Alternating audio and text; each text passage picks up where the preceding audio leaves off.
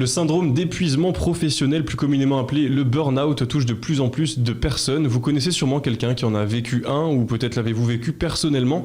Eh bien, saviez-vous que les femmes en étaient plus victimes que les hommes? On va chercher à savoir pourquoi aujourd'hui dans le MAG avec Claire Jardin-Ménard, coach en burn-out féminin. Bonjour Claire. Bonjour. Alors tout d'abord, pourquoi faire la séparation entre burn-out masculin et féminin? Est-ce qu'il y a des différences et quelles sont-elles? Ouais, je pense que déjà, de prime abord, en fait, c'est le rapport au travail qui est complètement différent. Voilà, la charge de travail est complètement différente entre une femme et un homme. La femme va s'en rajouter avec sa sphère personnelle. Voilà un petit peu ce qui les distingue déjà. C'est le rapport au travail qui est différent.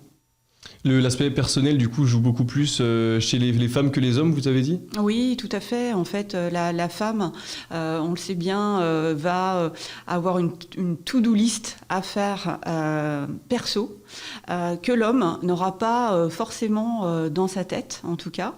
Lui, quand il sera au travail, en tout cas, il sera très concentré forcément sur son travail. La femme, elle, aura une deuxième to-do list rajoutée. Ouais, elle mélange en même temps le personnel et le professionnel. Vous avez vous-même connu un burn-out il y a quelques années, donc cet événement qui vous a poussé à vous-même vous reconvertir et devenir coach. Pourquoi en avoir fait votre métier et comment avez-vous vécu cette période ? Ouais, alors moi je l'ai vécu il y a 3 ans. En fait, c'était un véritable tsunami qui est arrivé dans ma vie. Je m'y attendais pas du tout. J'ai eu des signes avant-coureurs que je n'ai absolument pas écoutés, des signes corporels. Ça a commencé par le sommeil aussi, que j'ai perdu. Voilà, et pourquoi avoir été vers ce métier? C'est simplement la rencontre aussi pendant mon burn-out d'une coach. Voilà, j'avais besoin d'un éclairage professionnel et il s'est avéré que c'était autre chose dont j'avais besoin. L'éclairage professionnel, il vient vraiment à la fin, quand on a retrouvé confiance en soi. Donc grâce à cette coach, en fait, j'ai retrouvé pleinement ma confiance en moi. Et puis, je suis tombée amoureuse du métier parce que j'ai trouvé ça puissant, en fait, ce jeu de questionnement, d'outils, en fait, adaptés à la personne et surtout dirigés vers le futur. Des petits pas à mettre en place dans sa vie pour atteindre un objectif donné, mais voilà, j'ai adoré la méthode en fait. Vous avez évoqué plusieurs fois la confiance en soi, c'est quelque chose d'important justement dans ce sujet du burn-out? Ouais, c'est capital et je pense qu'en fait, la confiance en soi, on l'acquiert en tout cas depuis qu'on est enfant, voilà, avec le regard de ses parents, donc ça date pas d'hier en tout cas, et je pense qu'effectivement le point commun avec toutes ces femmes qui tombent en burn-out, c'est l'estime de soi, la confiance en soi. Il y a plusieurs... C'est vraiment ça, en fait, qui va être la clé de la réussite et de la traversée du burn-out. Alors concrètement, qu'est-ce qui fait qu'une femme va être plus sujet à un burn-out qu'un homme, concrètement? Eh bien, ouais, comme je le disais en début, plus sujet parce que elle a des to-do list dans la tête. Elle a aussi une personnalité différente. Souvent, elle est hypersensible, perfectionniste. C'est un peu le bon petit soldat. Voilà, elle dit amen à tout. En fait, elle est capable d'endurer pas mal de choses, dont sa vie personnelle. Voilà un petit peu le portrait robot, en tout cas, de celle qui est amenée potentiellement à tomber en burn-out. Alors pour revenir un petit peu sur vous et votre métier, concrètement, être coach en burn-out féminin, qu'est-ce que c'est? Comment vous accompagnez vos clientes? Ouais, moi j'ai un parcours vraiment sur 4 marches en fait.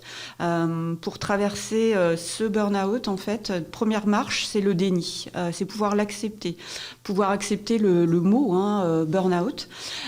Deuxième marche, c'est la marche de l'énergie, parce qu'effectivement la pile est complètement déchargée, on est en dessous du niveau rouge. Voilà, il n'y a plus du tout de possibilité de se recharger.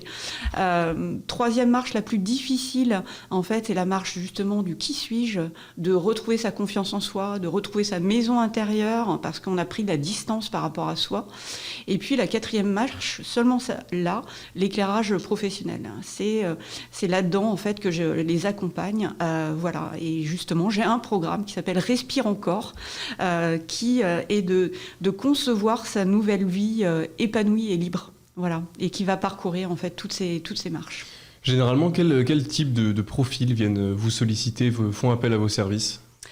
Ouais, c'est des femmes, voilà, principalement managers, dirigeantes, avec des postes assez élevés. Hein. Des postes importants, entre guillemets, dans la hiérarchie. Voilà, avec beaucoup de responsabilités. Donc, en fait, à un moment donné, il y a un écart qui se forme, en fait, entre toutes ces responsabilités et la personne en elle-même, en fait, sa personnalité.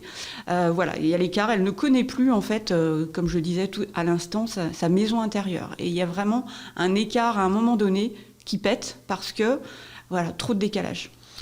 Comment savoir si, peut-être nos auditrices qui nous écoutent, comment savoir si elles sont victimes d'un burn-out ? Quels sont les symptômes ? Quelles sont les conséquences ? Ouais. Alors moi, voilà, il y en a plusieurs. Hein. Premièrement, quand on ne dort plus. Deuxièmement, quand on procrastine, c'est-à-dire qu'on se retrouve avec des to-do list à rallonge et voire même on va aller travailler le week-end pour rattraper son retard parce qu'on n'arrive plus à se concentrer.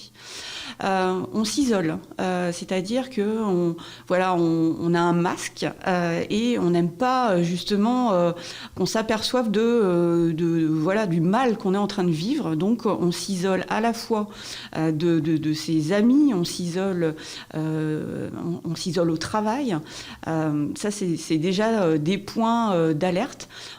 Quand on commence à avoir aussi des alertes du corps qu'on n'écoute pas, des vertiges, de la tachycardie, de l'anxiété, des crises d'angoisse qu'on n'a jamais eues auparavant, tout ça sont des facteurs déjà, des symptômes qu'on est... On est vraiment pas bien. Et puis je dirais le dernier symptôme, quand on ne sait même plus ce qui nous fait plaisir, on a perdu cette notion de plaisir. Rien, même le b.a.-ba qui nous faisait plaisir jusque-là, est en train on ne le reconnaît plus quand on pose cette question, qu'est-ce qui vous fait plaisir ? Et on n'arrive plus à y répondre. Là, c'est vraiment qu'on est bien avancé dans le burn-out. Comment considérez-vous justement la gestion de ces burn-out au sein d'une entreprise ? Est-ce que vous pensez qu'ils sont sous-estimés peut-être ou au contraire qu'ils sont très bien gérés ? Ouais, alors là, il y a encore beaucoup de travail à faire, effectivement, parce que en parler, déjà, pour la personne qui vit ça, c'est déjà un signe de faiblesse. Et comme cette personne, justement, elle est contre ça et elle a toujours été monsieur ou madame parfaite, le bon petit soldat, c'est déjà très compliqué. Donc déjà, il y a le côté, en fait, de la personne qui vit ça, où elle n'ose pas en parler, elle ne voit pas à qui en parler. Et après, il y a la compréhension par les entreprises, hein, par le manager qui l'entoure, les ressources humaines, où là encore, il y a, je pense, un pas à faire pour de la bienveillance, accueillir ces moments-là, en fait, de crise, pour alléger la personne. Il y a tout un discours et je pense qu'il y a énormément de travail encore à faire. Et justement, pour que le problème soit mieux traité, quelles seraient les solutions ? Alors, c'est vrai qu'il y a beaucoup d'entreprises ou toute la fonction publique. Hein, je ne parle pas uniquement d'entreprises. Hein, il y a vraiment un gros problème aussi côté fonction publique.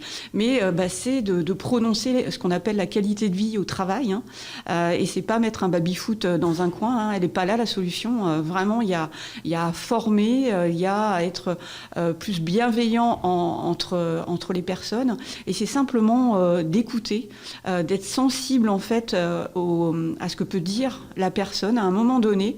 Et donc ça, c'est toute une éducation, un vocabulaire à écouter pour détecter les potentiels burn-out. Et puis j'ai tendance à dire que vraiment, en fait, la personne qui peut tomber en burn-out, c'est le bon petit soldat.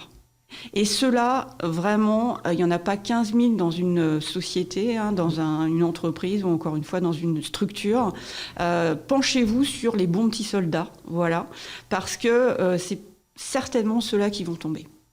Eh ben écoutez, merci beaucoup Claire Jardin-Ménard d'avoir été avec nous. Alors on peut vous suivre sur vos réseaux sociaux pour avoir plus d'informations, prendre rendez-vous. Donc Claire Jardin-Ménard sur les réseaux ou sinon le hashtag Sommet Burnout.